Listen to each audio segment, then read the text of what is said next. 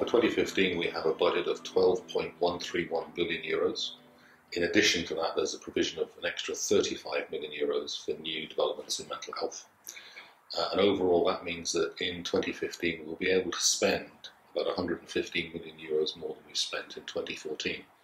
That's a small amount relative to the overall scale of the HSE, so I would call it a modest increase.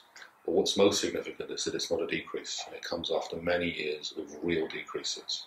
So it gives us an opportunity to have a less dramatic year in 2015, but it will not be without its challenges.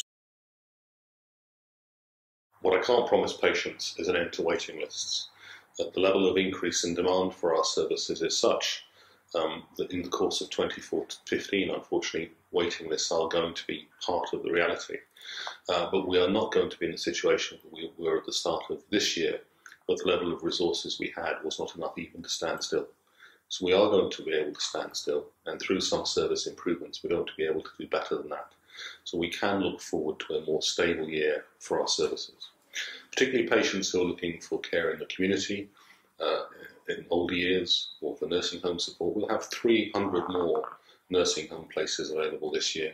We'll have significantly more resources in terms of home aids and appliances, or in particular for home care packages. And that will be a much better position there. In terms of medical cards, we entered 2014 with a target to review lots and lots of medical cards. It was very controversial, something we weren't that comfortable with. We're entering 2015 on the back of 2 reports that we commissioned that provide a much better way forward in terms of meeting the needs of people who have serious burdens as a result of illness that can be assisted through the provision of medical cards. And as we go through the year, we'll be able to get to the point where even if they don't meet the strictures of financial tests, we can address their needs based on the burden of disease that they have. So in a number of ways, the service will be more responsive. But I want to be balanced. This is the beginning of a 2-year programme in terms of a changed approach to our finances. It does not give us enough to address all of the deficits in service that we have presently. It gives us enough to make a start, but we will need at least 2 years in order to move towards the type of healthcare system that can meet the access demands that we know exist and which we're currently not able to meet. Well, it's a more realistic budget, and it enables us to give to each of our service providers and budget holders more realistic budgets for them to work with. But it is not completely challenge-free. In order for all the numbers to add up, there are about €130 million of different types of savings that we need to make. But unlike in previous years, we get to retain all that money. So there are a number of areas where we need what I would call an extraordinary focus on cost control. And if we're successful, then we will have a challenging but not a difficult year. Well, there is, as I've mentioned already, an extra €35 million for mental health developments. There's an extra €25 million for developments in primary care, particularly the 0 to 6 GP visit card programme. We have an extra €25 million that's very much focused on delayed discharges. That is to say, for persons who are ready for discharge from hospitals but for various reasons are having to remain there, because presently we haven't had the resources to either care for them in their homes or in nursing homes. This in turn has led to them staying longer in hospitals, which isn't the best place for them, depriving other patients of those beds, leading to particular queues in emergency departments. So in a coordinated, integrated way, primary care, social care and acute hospitals can benefit significantly from this development. There are a range of other measures as well. We have more money for ICT for the first time in many years.